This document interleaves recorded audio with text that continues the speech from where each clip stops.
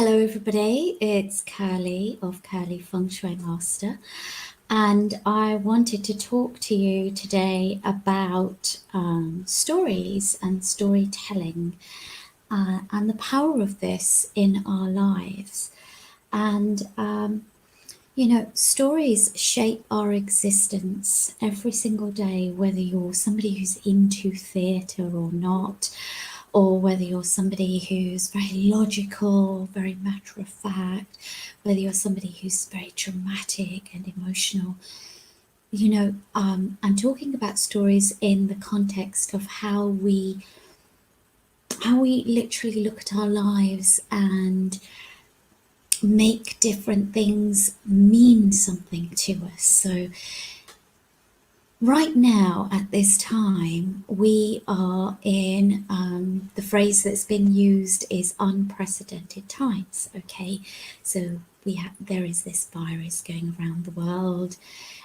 It has forced the leaders in our nations to make some very tough choices, and so a lot of countries are now on lockdown. This is a very powerful story for the decade ahead, right? Because we've just entered 2020, and my God, we look back and think about the last story that was as powerful as this. We can literally go back to the previous century, and right at the front end of the previous century, there was a very powerful story that was unfolding, and it was the story of the World Wars I and II. And so you see, stories are happening in our lives every single day, and they're happening around us, and they're being told to us through the news. And it's really, really important that we decide to really think about how the stories that we choose to pay attention to, and secondly, the stories that we then also, the meanings that we choose to take from the stories that we're hearing. And so, for example, yesterday, I remember watching the news a couple of times through the day and catching up with it. And there was a very powerful story about Prince of Wales getting coronavirus. And then today, was it yesterday or today, also the Prime Minister in the UK. And there's a lot of media stories around these two announcements. And, we as the people, we can choose to go into fear, or we can choose to think, okay, well, this is a risk thing going round, and these are people. And, so there's stories that happen all around us, right? Stories related to our work and workplaces, stories related to play or how we socialize, stories related to our families, our friends, stories related to our homes. And these are particularly powerful stories at this time because most of us are housebound in a new sense at the moment with things like lockdowns in place. And so when you look around your home, do you see stories of drama, or do you see stories that are akin to psychological thrillers, or do you see stories that are like comedies, adventures, boring, or stories that you're enjoying? Our minds and our hearts choose how they are going to play out your biology and immunity based on these stories. So, for example, this morning I woke up and I wasn't feeling great. Biology was fine, but I was a little bit sort of, and I thought, okay, so I can choose to go into this day feeling a bit, or I can decide to go for my morning walk, make sure there are things going in through my ears that are upbeat or creating the story for me at the start of the day that's going to have me really, really looking forward to the day. And so, think about the story at the start of your day. And if you've got your children at home, what are you talking about around the breakfast table when you get up? That's setting the tone for the day. What story are you creating? And what part are you playing in that? What role do you take on? And then at the end of the day, how do you make sense in the household of what's unfolded throughout the day, so you all go to bed on the right tone, and that your sleep then is steered from a really good place, your dream states. I suggest you don't watch the news last thing before you go to sleep. But yes, of course, stay abreast of it. I don't normally watch the news, actually, but in these times it's important to. And so the book that I've chosen to read from for you today is a book by a guy called Derren Browne, who is a bit of a magician, and I don't know what you call him, a mindologist or something. So if anybody knows what Derren Browne's profession is called, please do put it in the comments below, because I have no idea, but I can tell you I love the tricks he plays and the mind hacks that he does when he's on TV and in the theatre, etc. But he's authored a book, and it's a book called Happy, and it's a really great book because it's all about stories and storytelling and how you shape your day and your world. So I'm just going to read from chapter 1 a little bit. You will be able to purchase this book digitally, online, or have it delivered to your homes in paper format. You can find it on Audible, I'm sure, and other audio things as well. So, okay, chapter 1. Once upon a time.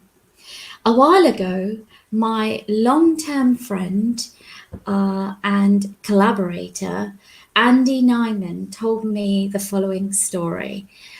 Andy, an actor with a strong fan base, had emerged from the stage door after a show to find waiting for him a lost-looking, nervous girl, perhaps 14 years old, barely able to make eye contact. Her mother, who was clutching a small camera, stood next to her. The mother asked if her daughter might get a photograph with him.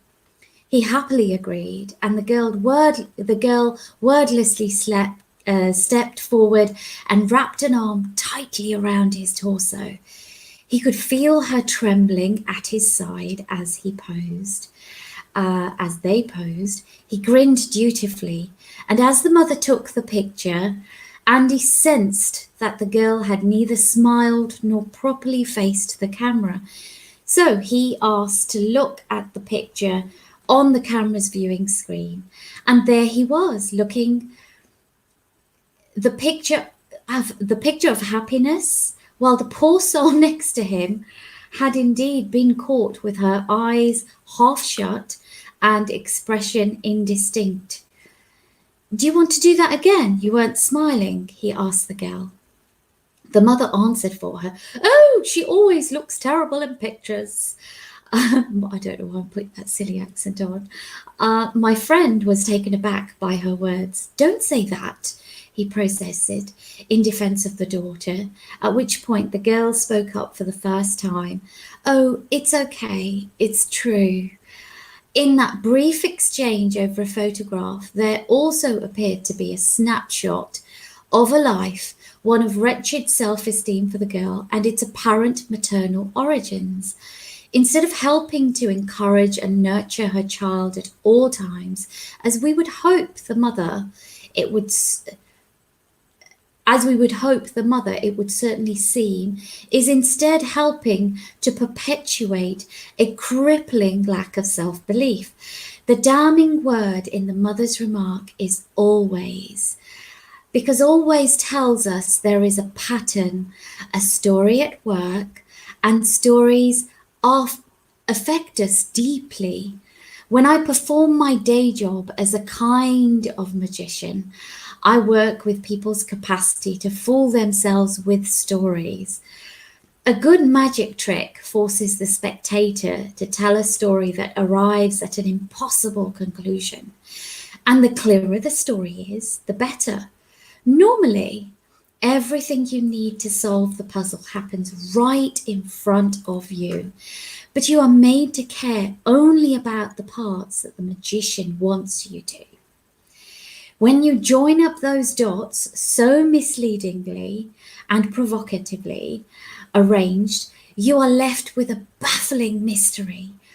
A good magician might make the trick mean more by elevating it beyond the mere disappearance or transposition of some props. If it can be made to feel somehow relevant to you, rather than a mere display of skill, then the story is likely to have more import and the trick more impact.